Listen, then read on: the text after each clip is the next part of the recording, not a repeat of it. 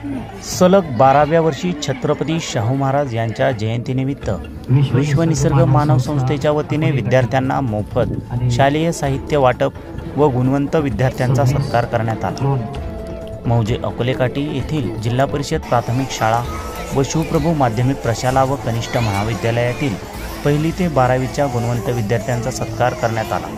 त्याचप्रमाणे विश्व निसर्ग मानव संस्थेच्या वतीने सलग 12व्या वर्षी देखील गरीब व होतकरू विद्यार्थी दत्तक घेण्यात आले। त्याचप्रमाणे शिक्षकांचा पेन गुलाब पुष्प देऊन सत्कार करण्यात आला। जिल्हा परिषद प्राथमिक शाळेतील विद्यार्थ्यांना देखील खेळाचे साहित्य देण्यात आले।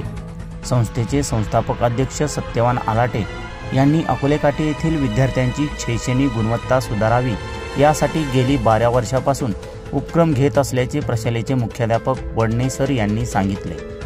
गावातील गुणवंत विद्यार्थ्यांना प्रोत्साहन देण्याचे काम विश्व निसर्ग मानव संस्था करत आहे। गरीब विद्यार्थ्यांसाठी शैक्षणिक मदत करत आहे, असे यावेळी बोलताना आतिश गवळी यांनी सांगितले।